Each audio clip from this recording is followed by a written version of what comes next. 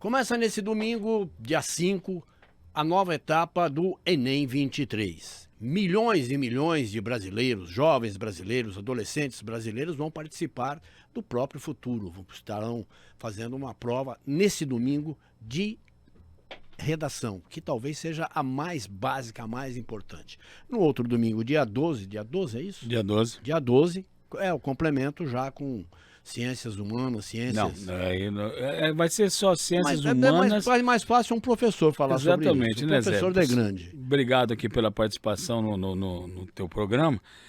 É assim, Zé, nesse domingo, dia 5, nós vamos ter a primeira parte do Enem. O Enem é dividido em duas partes, né?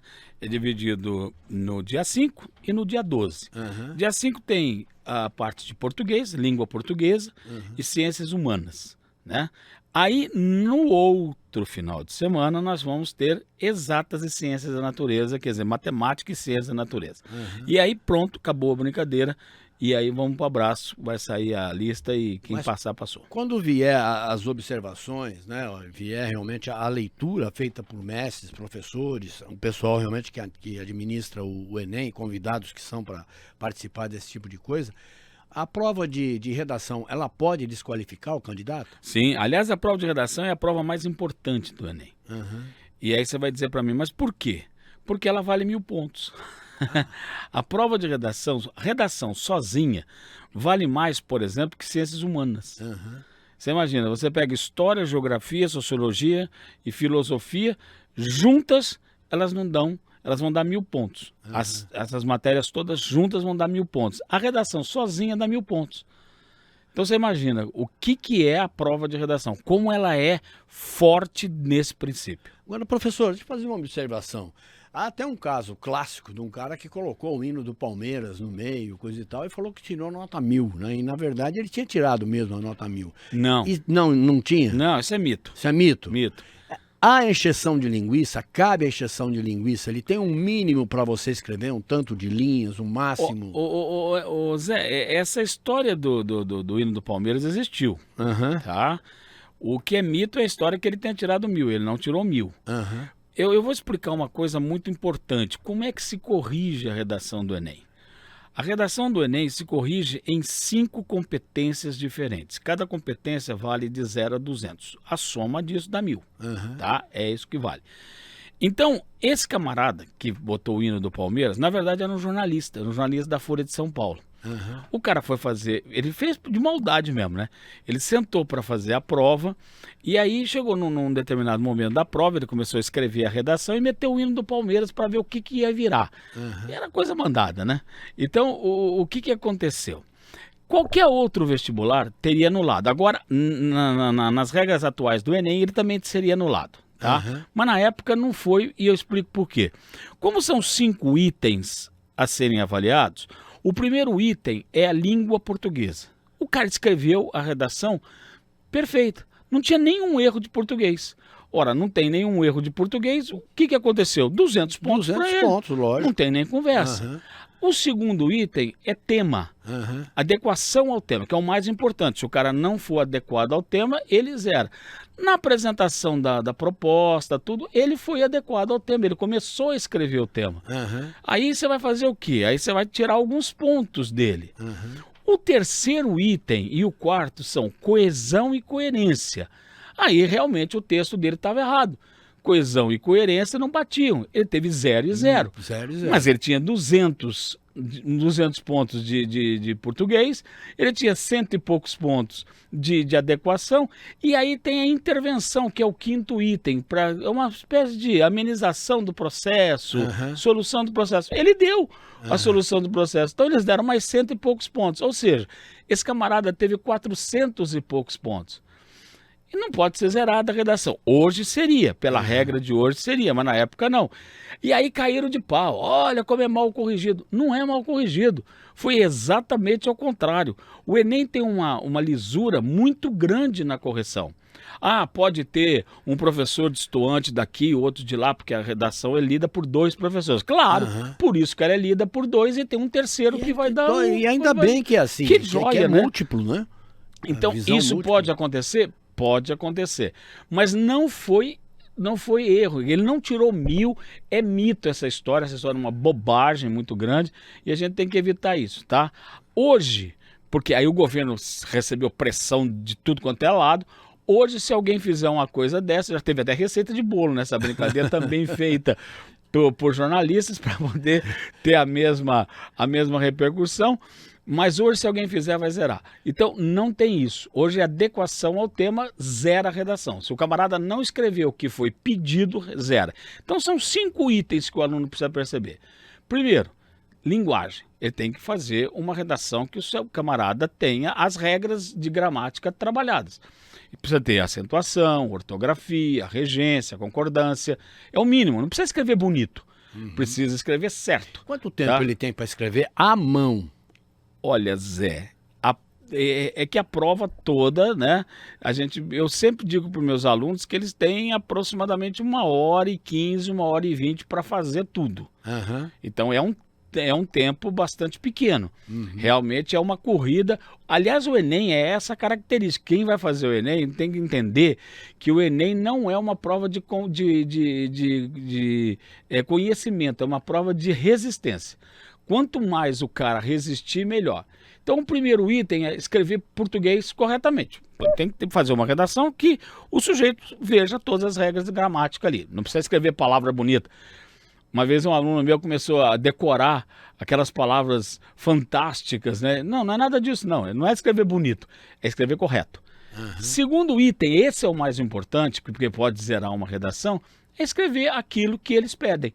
Então, pediu para escrever sobre determinado assunto, o camarada tem que escrever sobre aquele determinado assunto. É o mesmo tema para todo o Brasil? O Brasil inteiro. Brasil inteiro. Aliás, é uma prova fantástica, é o Brasil inteiro que entra na parada. E é um tema só? É um tema só. Não tem um sistema de multi-oferta? Não. Pode escrever sobre isso, sobre não. É um tema só. E é um tema que versa ou sobre problemas sociais, científicos ou culturais. Sempre brasileiros. Sempre brasileiros. Aliás, esse é outro problema. Esse Daqui a pouco temor a muito gente grande. põe. Eu conversei com jovens essa semana, minha filha já fez Enem há muito tempo, já está formada, e eu lembro exatamente disso. Será que vai cair alguma coisa internacional? Não vai. Eu explico por que já, Zé. Então vamos naqueles itens. Ó, o segundo item, então, é a adequação e também é o modelo, é uma dissertação. O cara tem que escrever uma dissertação, não pode escrever uma narrativa, uma carta, mandar uma carta para a mãe, não tem nada disso. É uma dissertação, ele tem que defender uma ideia. Pronto. O terceiro item é coesão. Como é que o texto dele se apresenta? Está coeso, os parágrafos são coesos, as palavras são coesas, ele tem uma clareza na hora de escrever? Perfeito. O quarto item é coerência. Aquilo que você está escrevendo bate com a realidade, o que você está apresentando é alguma coisa verossímil, tudo isso é avaliado no quarto item. E no quinto item, esse é o mais legal, que é a intervenção. Como se trata de um processo problemático, eu tenho que chegar a uma determinada solução, ou pelo menos uma amenização. Não precisa solucionar, mas precisa amenizar. Como é que eu faço para resolver aquele problema? Resolver ou tentar resolver aquele problema. Então, o Enem tem uma redação muito clara.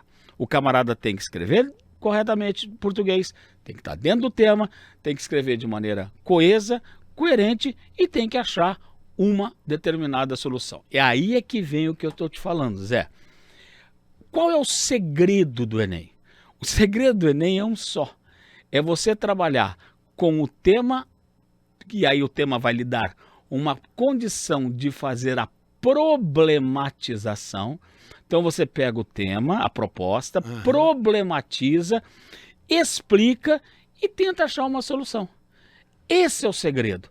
Por isso que não cai tema internacional. Como é que eu vou dar uma solução, por exemplo, para a guerra de Gaza? Como é que eu vou dar uma solução? Eu não sei, não tenho capacidade para dar uma solução, não faz parte do meu dia a dia, não faz parte do Brasil. Então não tem esse tema internacional. Esse tema pode cair em ciências humanas, história, geografia e por aí afora. Mas na redação, não. Temas de redação são aqueles ligados ao dia a dia. É aquilo que o cara enfrenta, que ele lê lá no jornal, na internet, na revista, que ele ouve na sala de aula. Esses são os temas que caem. Por quê? Porque ele vai problematizar. Vamos dar um exemplo? Lei seca. Lembra da lei seca? Caiu. Lembro, opa. Então, eu vou fazer uma pergunta para você. Caiu lá, lei seca. Então eu vou escrever assim: todo mundo pode beber, pode dirigir depois de beber? Tome o seu goró e vá pra briga. Pode fazer isso? Não, lógico Claro que não. Então aí é um problema. Por que tem gente que bebe e dirige? Aí eu explico por quê e como eu resolvo. Olha que barato, né?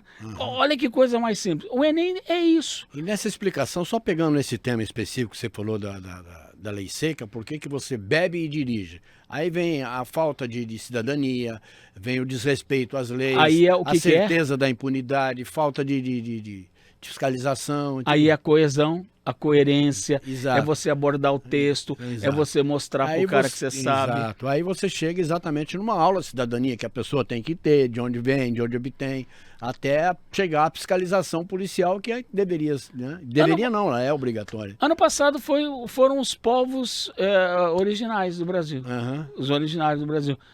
Tá, tem povo originário no Brasil, tem índio, tem quilombola, Quilombolas. tem... E por que esses caras não são respeitados? Esse é o problema. Aí eu tenho que analisar.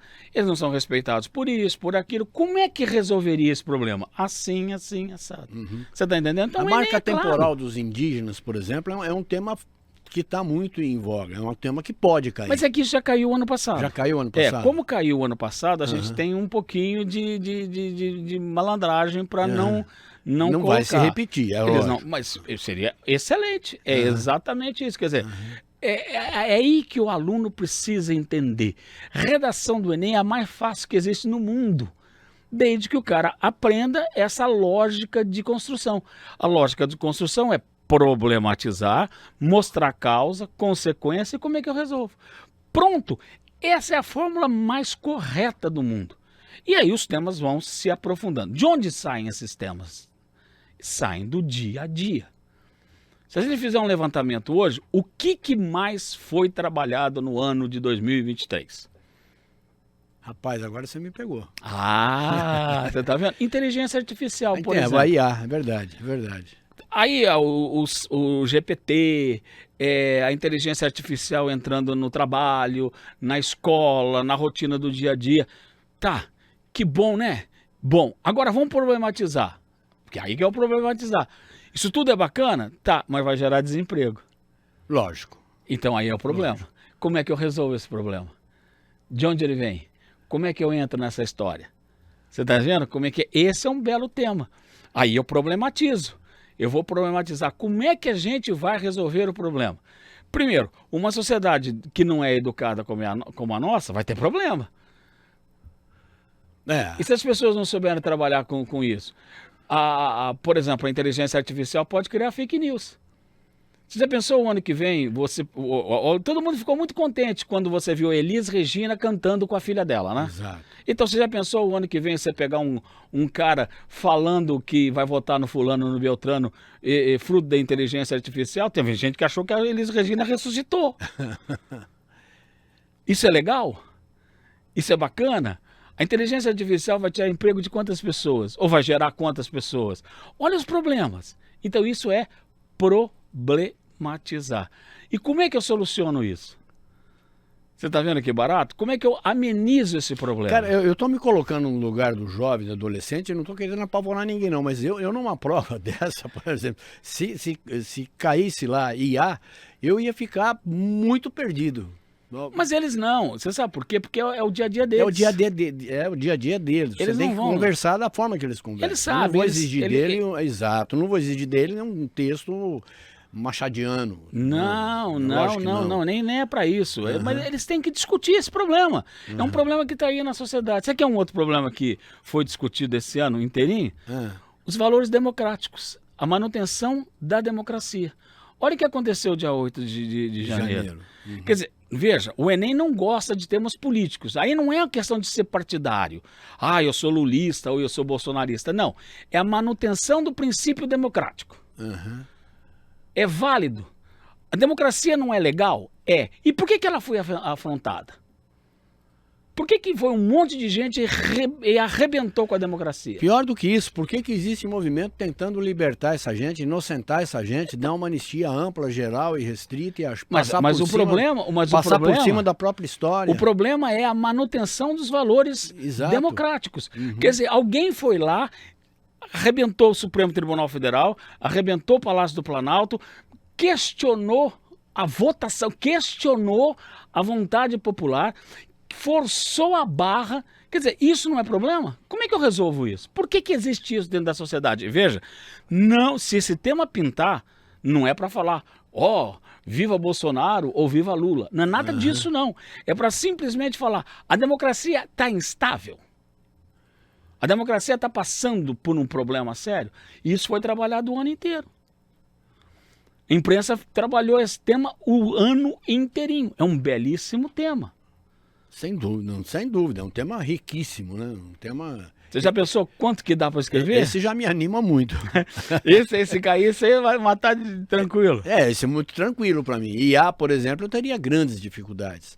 Por falar em grandes dificuldades, é justo que a vida a vida futura de um adolescente, de um aluno, de um jovem, seja decidida por um único texto? Eu acho que não. Eu sou absolutamente contrário. É que nem final de campeonato. Eu acho que tem que ter 2 jogos, um em casa, outro fora, e se possível ainda um neutro. Zé, Como fazia Santos e Benfica, fazia Santos e Milan. Eu acho que o acesso à universidade tem que ser progressivo. Você tem que pode ter provas, mas eu acho que são provas ao longo do primeiro colegial, do segundo colegial, do terceiro colegial, provas esporádicas, não tudo de uma vez, porque eu tenho que avaliar o cara no contexto dele, não no dia dele. Se tem um dia que ele está com dor de cabeça e ele estiver mal, ele se ferrou. Exatamente. Eu vivi 47 anos em cima disso e sei o quanto é sacrificante falar de vestibular. Eu acho vestibular um massacre. É um massacre da Serra Elétrica, isso não tem a dúvida nenhuma. Mas voltando aos temas lá, quer ver um outro tema legal, Zé? Que eu acho que eles podem explorar, que esse ano trabalhou muito? Etarismo. O Brasil, daqui 25 anos, o Brasil vai ser um país com maioridade de 60 anos. Mas você lembra do caso daquela moça, no começo do ano, daquela moça que passou no vestibular e que ela tinha 40 anos de idade e as amigas ficaram tirando sarro nela o tempo inteiro porque ela é velha? Lembro. E a sociedade que está envelhecida, como é que faz? Você pode ser preconceituoso com um cara velho? Você já pensou se a gente tivesse preconceito com o velho? Nós aqui não estaríamos nem aqui. Você sabe que é uma coisa que isso me diz muito diretamente, porque eu, por exemplo, eu tenho uma vontade, eu sempre tive vontade de ser médico. E eu tenho uma vontade ainda de fazer medicina. Eu não tenho mais tempo, não tenho dinheiro, argumento, e já estou longe de bancada escolar há muito tempo. Mas que eu tenho uma vontade de... acho que ainda dá. Eu tive um aluno com 75 anos que fez medicina. Olha que coisa maravilhosa. Foi muito engraçado. Ele criou os filhos, a filha é juíza de direito, a outra filha é promotora. Olha que barato. Uma filha juiz de direito, a outra filha promotora. As filhas chegaram para ele e falaram: pai, qual é o seu maior sonho? E ele disse: meu maior sonho é ser médico. Aí elas falaram: mas quantos anos você tem? Ele falou: eu tô com 72, 73 anos. Ele falou: se a gente pagar um cursinho para você e pagar uma faculdade você entrar, você faz? Ele falou: faço. Elas pagaram, ele passou, ele foi para Catanduva e foi fazer a faculdade lá em Catanduva. E se formou. E hoje está trabalhando. E trabalha com 80 anos. Ele auxilia as pessoas. Claro que ele não tem a vitalidade do meninão, mas ele trabalha como médico. Tranquilo e sossegadamente, bancado pelas filhas. Olha que sarro, né? Ele bancou as filhas para elas fazerem o que elas queriam. Depois foi elas que bancaram esse homem. Então isso é etarismo. Numa sociedade como a nossa, a gente acha isso aí uma coisa absurda. Como é que o velho tem chance na sociedade? Não tem. Então deveria ter, claro, força de trabalho. Você falou uma coisa muito séria. O IBGE mostrou que nós estamos tendo envelhecimento da sociedade. Então, daqui a alguns anos, um camarada que tem 50 anos hoje, ele está começando a vida, caramba. Exatamente. Só que ele, em 1800, ele já era velho, avô e estava pronto para morrer. Mas hoje ele está pronto para viver. Só que o mercado de trabalho não vê isso. E o mundo será cada vez mais feminino.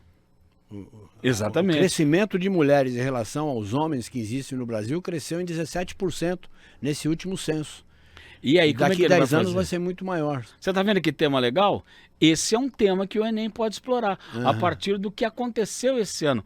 Novela, nós tivemos vários casos ao longo do tempo. Então, o etarismo é um grande barato para o Enem pedir para o aluno escrever sobre isso. Você falou rapidamente aí, novela. Pode ser tirado, extraído algum assunto abordado na novela, um tema específico? Não tenha dúvida, não. Novela? Tema é muito mais difícil, mas a novela pode ser citada.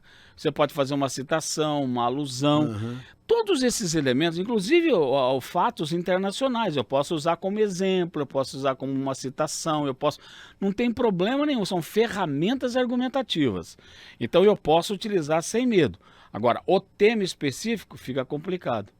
Você quer um outro tema bacana que pode ser explorado também esse ano? Mobilidade urbana. Olha o tanto que se falou de mobilidade. E aí nós temos uma cidade que é feita para carro, não é feita para gente. Aí, por exemplo, o sinal das cidades, eles não têm o sinal sonoro. São poucas cidades que têm sinais sonoros para surdo, que tem aquela passarela para cego. Aqui em Ribeirão Preto, por exemplo, passarela para cego termina em poste. Você imagina um negócio desse, quer dizer, o cego vem aqui, pumba, ele bate Não, de e lá aqui, no com tudo poste. que se falou de mobilidade urbana, trocou-se o verde de árvores que foram derrubadas aos montes e nas principais avenidas. E o que se plantou? Plantou um cimento cinza. Então, porque não é para o povo a cidade. Exato. Eles fazem a cidade para o carro. Então, por exemplo, a gente que mexe com política, nós que trabalhamos nessa parte política, qual é o discurso político mais comum? Se eu for eleito, eu vou asfaltar a cidade inteira. Por que não? Se eu for eleito, eu vou arrumar as calçadas que estão tortas, eu vou botar sinal sonoro, se eu for eleito, eu vou botar VLT, que é o trem, o veículo leve. Eu vou fazer com que o transporte urbano seja de qualidade, vou melhorar as vias, vou trabalhar em cima de ciclovia, vou iluminar melhor a cidade, vou fazer a cidade ficar clara para dar segurança, vou fazer guia rebaixada com qualidade para o cadeirante. Mas ninguém fala isso. Aliás, é uma coisa muito interessante. Se você pega, por exemplo, se você pegar uma propaganda de edifício, o cara fala assim, olha, cozinha gourmet, parari, papapá, linda, varanda gourmet, varanda não sei das quantas. Aí você pergunta pro camarada assim, tem escada? E o cara fala, tem. Como é que eu subo? Eu pergunto, cabe uma cadeira de roda dentro do seu banheiro? O senhor quando vai fazer o banheiro é pequenininha. Ela é pequena, ela é menor. Uma pergunta, o senhor quando vai fazer o seu banheiro, o senhor coloca aquelas alças laterais para evitar que o cara escorregue? Então, que raio de mobilidade o senhor está pensando para a sociedade? Então nós ainda temos vários problemas. Por exemplo, nós temos escola que não tem, que tem escada, que não tem rampa. Não, nós temos escolas em Ribeirão Preto, escolas públicas, que acham que ar-condicionado é coisa de luxo.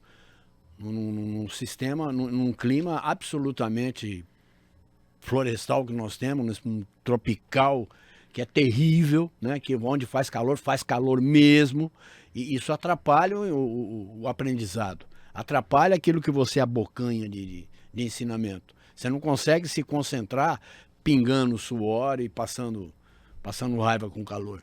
Então você está vendo que tema legal? É. Vamos discutir isso. Por que a sociedade não lembra das pessoas que estão com defeito físico? Agora, o professor, ou tem problema? Professor Degrande, o aluno, domingo, agora dia 5, ele sai de casa e obviamente que ele tem que estar preparado. Ele tem que levar aquilo que é a escola onde ele está estudando, o cursinho que ele está fazendo. Você tem que levar um lápis, uma caneta, tem que levar um material adequado, etc, um documento de identidade, por não favor. Esquecer, e por favor chegar 1 hora antes ou meia hora antes, no máximo. Sim. Não pode passar disso, né? Não, ele tem que, de preferência, ver o lugar que ele vai fazer a prova um dia antes. Esse ano o Enem deu problema.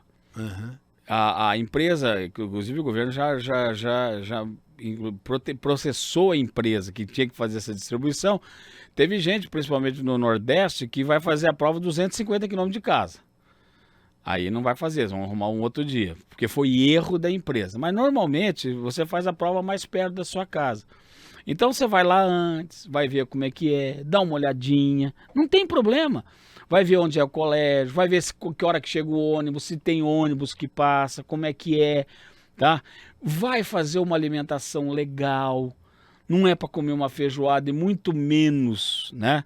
É tomar remédio para calma. Não tem isso, gente. O cara acaba dormindo. Eu já tive casos de dormiu na prova. Então, vai devagar, não precisa nada dessas coisas. E lembrar uma coisa importante, Zé. Enem, como qualquer vestibular, não é para quem é bom de matéria. Essa história já também é mito.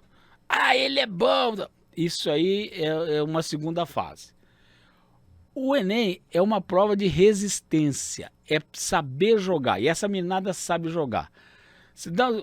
Essa molecada hoje trabalha com game. E eles sabem que quanto mais eles conhecerem a regra do jogo, mais eles se dão bem. Eles vão tirar disso, sem dúvida. O Enem é a mesma coisa. Tem que ter manha do Enem. Então, por exemplo, você não vai ficar muito tempo em cima de uma questão só. Você não sabe a questão? Pula, meu irmão. Vai cantar Sandy Júnior. Vamos pular. Vamos pular. Pula a questão. Não perca tempo com aquela questão ruim. Comece sempre pela redação. Pelo menos o rascunho deixe pronto. Para acalmar, para o nervo ficar na boa, para você não gastar neurônio. Trabalho que eles deixam lá, depois você vai passar limpo no final. Mas vai para aquilo que você sabe, trabalha primeiro as questões que sabe, depois vem nas questões que não sabe, para ganhar tempo. Isso é jogo, meu irmão. Por quê? Porque o Enem exige resistência. E o que é muito interessante, as questões são interpretativas. Às vezes você não precisa fazer tanto cálculo. A resposta está no próprio enunciado.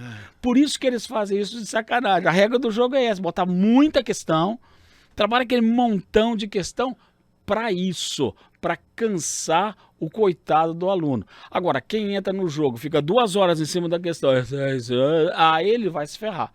Aí ele não sabe jogar.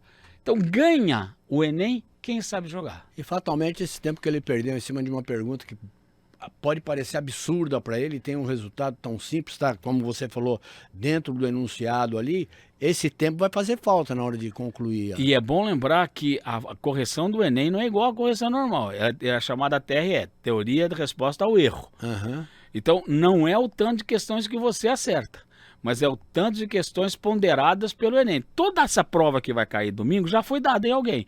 Então, o Enem tem o número certo para saber se o cara chutou, se ele não chutou, como é que vai ser. É um trabalho sensacional, é um método incrível que eles usam há muitos anos, dá certo. TRE, Teoria de Resposta ao Erro. Então é muito legal a forma como o Enem apresenta as questões. Então não é o número de questões que você acertou, mas é o número de questões que já o Enem estabeleceu que você poderia acertar. Então é muito legal esse trabalho. Por isso que é um jogo, você tem que saber jogar. Não adianta você ficar chutando. Você vai fazer o que você sabe. Faz primeiro o que você sabe, depois vai fazer o que você não sabe. Aí sim, se não der no fim, chuta, mas vamos ver. Agora, sem querer ser papai, mamãe, vovó, essa coisa toda, o Enem ocorre no domingo. Sim. Sinal de que sexta e sábado, o jovem, o adolescente, ele tem que se afastar da boemia, né? Sexta e sábado vai descansar. Para com essa história de querer aprender. Aí um cara fala assim, eu vou fazer a redação na sexta. Mas descansar já não é sair para cair na noite. Não, né? É dormir, rapaz. Dormir é jogar mesmo, um futebol, descansar. passear, ir lá pro shopping, botar a cabeça no lugar, dar uma volta, vai pra praça, faz qualquer coisa. Não é para ficar estudando. Eu tinha um amigo que era professor de matemática, ele ia na porta do vestibular, normalmente ele via lá um camarada lendo, né? Sempre com um livrinho. Ele falava assim, o que você tá fazendo aqui? Ele falava grosso, o que você tá fazendo aqui? O cara falou, tô estudando. Ele falou, vai embora pra tua casa, rapaz. Você não vai passar mesmo no vestibular, você tá estudando agora, é que você é muito burro. E o cara ficava bravo. Mas é verdade? Você acha que você vai aprender no último dia? Que é isso? Vai descansar, vai ficar na boa, vai ver Netflix. Dar um relaxo, na véspera, dar um relaxo vai ver Netflix, legal. vai dormir cedo, Vai dormir e cedo. tranquilo e vão pra ver. e não perder tempo, né? E nada de chegar em cima da hora também. Pelo amor de Deus. Pelo amor de Deus, não dá para perdoar. Professor Degrande, muitíssimo obrigado pelas dicas. Acho que são dicas maravilhosas para quem... E não é, e lembrar, né? Não é só o aluno, não é só o adolescente, o jovem que fazem o Enem. É a família inteira que está envolvida nisso aí tudo. E domingo, no dia 5, a gente está no TH+, para poder comentar o tema que vai cair. Tomara que seja um desses que a gente passou para vocês. Vai passar pela televisão? Não, nós vamos simplesmente no portal, nós vamos comentar o tema da redação. Ai, que legal. Domingo a partir de que horas? Se o tema sair por volta de 2 horas, o pai já está sabendo às 2 horas, tá? Então tá legal. Grande abraço, até a próxima. Obrigado, Zé. E para você, jovem estudante, juízo, siga o que o Degrande está falando. Tem 40 anos, 47 anos de aula, 47 anos de convívio com você dentro de uma sala de aula, sabe tudo. Um abraço, até a próxima.